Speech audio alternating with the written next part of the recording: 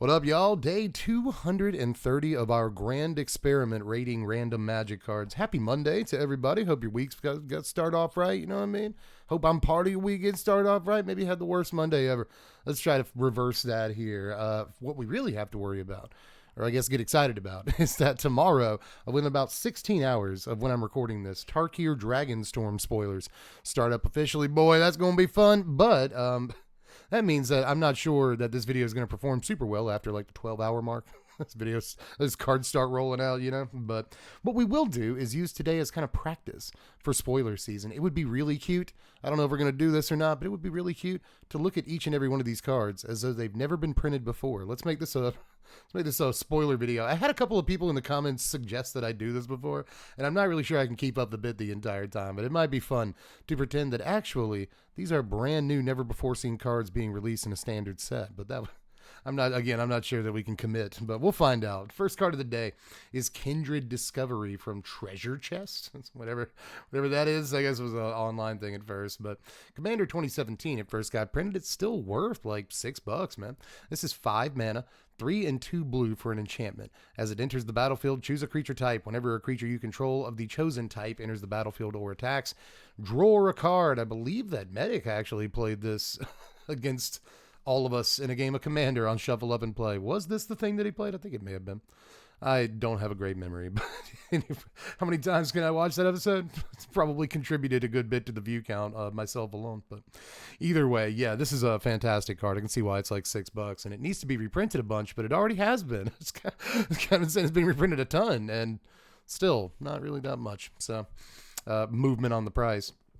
This is a good card, man. You know, we're rating for casual Commander. So if this were coming out in a standard legal set, I would feel obligated to be like, dude, this 5 mana is super terrible. And you know what I mean? But in context of Commander, you know, we're getting somewhere. I'm going to give this a 6.8. I think this is a very good Magic card in that format. Especially with ways of like cheating it out or whatever. You don't have to even do that. It's just like turn 1 Soul Ring, use my Soul Ring to play a Talisman or some other 2-mana rock, Kindred Discovery on turn 3 at 2. It's who, you know, he could do that. So fantastic little Magic card here, I think. But we'll move on to Chandra's pyrohelix from Kaladesh originally. So 2 mana, 1 and a red for an instant, deals 2 damage divided as you choose among 2 target creatures and or players. Now, if this were coming out in a standard legal set, we'd never seen it before, I would probably say something like, well, it's kind of neat. You can divide the damage like an arc lightning, and it's an instant speed arc lightning. It's kind of fine, but it's probably not going to see too much standard play. It's kind of good, though. I guess it's all right. You know, it wouldn't be like amazing.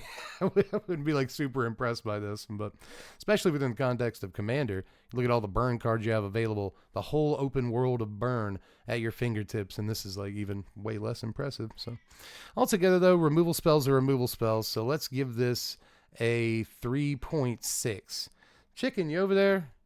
You over there balking? You over there balking? Chicken, you're over. Okay, so I look at you and you're just like cleaning yourself. Just over there going like, nap, nap, nap. It's like, so are you pressed or not? You want to hang out? You can come over here if you want to. I'm going to look at the next card. Let's see what that is, Chicken. We could have done it together. This is 8 mana, 6, a black and a green for a card called Death Mutation, originally printed in Apocalypse. But they felt the need to print it in a Commander product like really early on. So let's see what this does. It's a sorcery.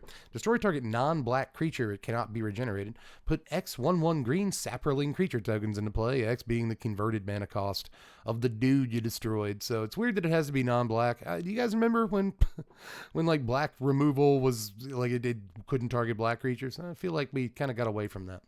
But either way, this is a neat card. I can see it seeing play in these sapperling decks because there are such a thing as sapperling decks in Commander. And this is probably like a removal spell you need to play in those. And that's probably why it got pre-printed at a Commander product. It wasn't it. This was in some sort of weird sapperling deck, I bet. But altogether, an 8 mana sorcery speed removal spell, even one that puts like 4 creatures into play, is probably not like amazing.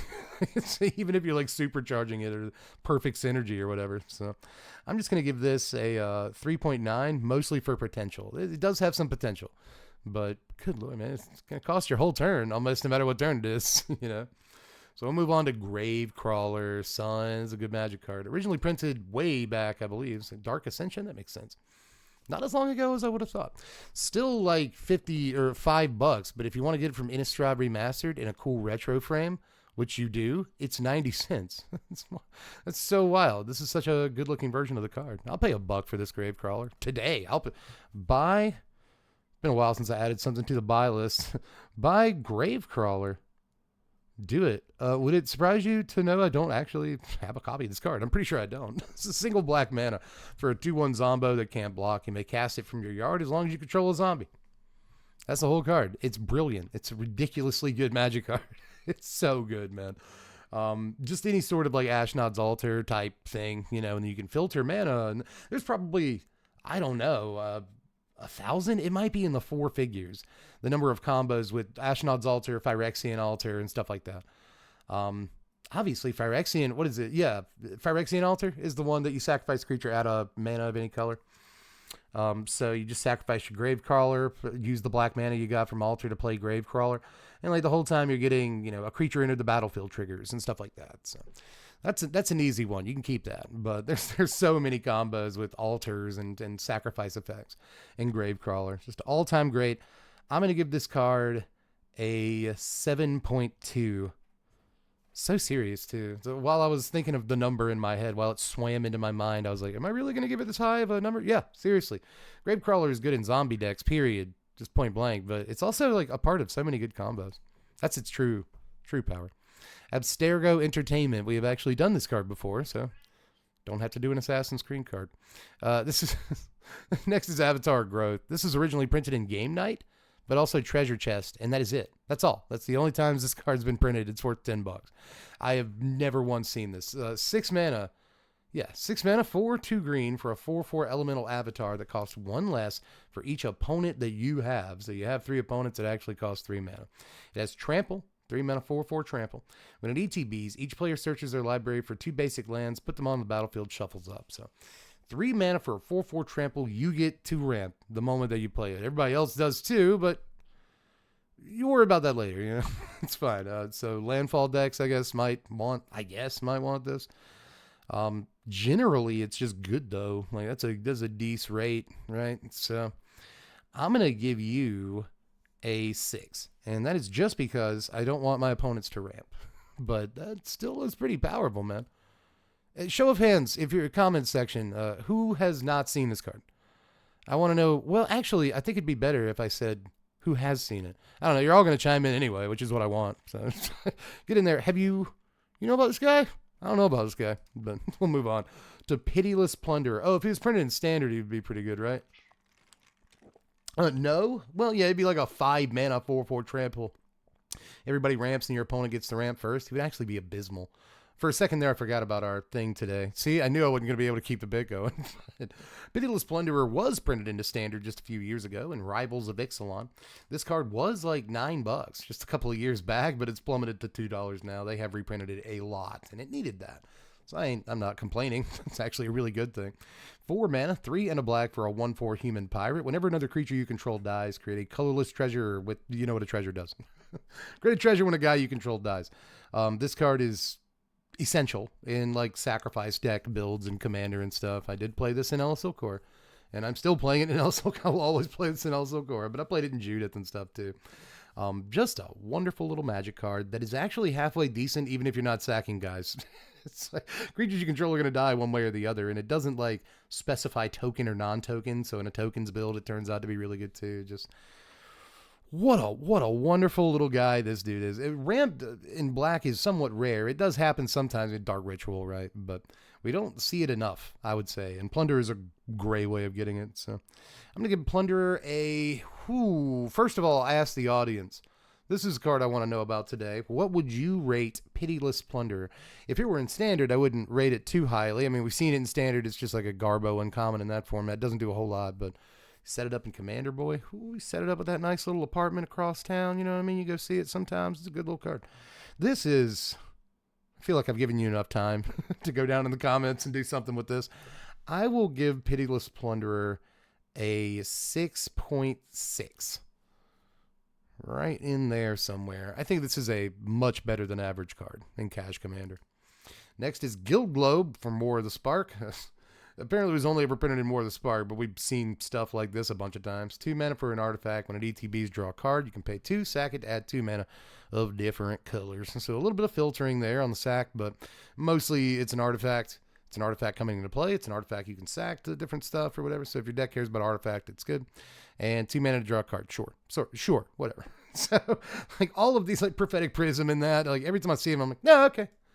Yeah, sure. Wedding invitation, yeah, sure, it's fine. So I guess I'm going to give this a 4 right at. You will actually play this in your commander deck sometimes. If it's like really artifact centric, you want to churn through cards, and a lot of decks do. It's no, I guess, Iker Wellspring, but it's good. It's a fine card. Mindwrack Demon is up next. This is from Dual Decks, Bless vs. Curse, but it also got to be in Shadows over Innistrad as a mythic. This is 4 mana, 2 and 2 black for a 4/5 demon with flying and trample. When it enters the battlefield, put the top 4 cards of your library into your yard. It also has Delirium. At the beginning of your upkeep, you lose 4 life unless there are 4 or more card types among cards in your yard. I remember wanting this to be good. I remember this being... like for the actual spoiler season, this card was a part of, I was like, oh, this is going to be great. And it never really did much. It was around. This card was around from time to time. So I won't say it never did anything. This card was standard playable for, I don't know how long. I feel like just like a couple of months. I don't feel like its time was very long. But at the same time, this did some stuff. And I feel like if it was printed today, it would do something, right? It's a demon. That's a proper creature type in today's standard with Unholy Annex and stuff. And it is a decent rate, right? A 4 mana, 4/5 Flample. That's okay. And Delirium is a thing in current standard, so you might want it for those reasons. Just okay. I could see vibing with this in standard a little bit, trying to jam it from time to time. But as it is, it's not a great casual commander card. It's, you can do a lot more for 4 mana. So altogether, I think I have to stick like a 4.2 on this and just kind of move on. It's not much better than just like a large creature. You know what I mean? So we will see what's up with Fight with Fire, which was printed in Dominaria a few years back.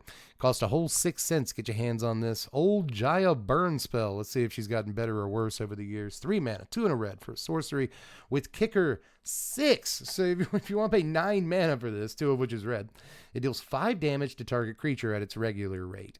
If it was kicked, it deals 10 damage, divided as you choose among any number of targets instead. So we have an Urza's Rage variant here.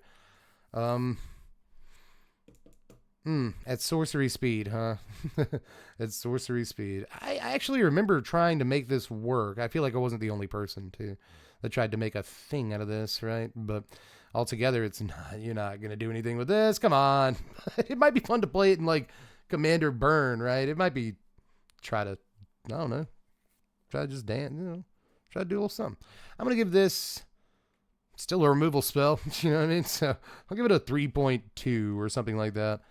Certainly an Urza's Rage with sunglasses, but I think that's cool. Sunglasses make you look cool. So we'll get a bonus card in today. That was supposed to be the last one, but I get the feeling that there's going to be a drop-off in views because of spoiler season in the next few days. So I'm going to get a bonus card in while we're together. You know what I mean? We'll see what it is to finish the video. It's Wand of Wonder.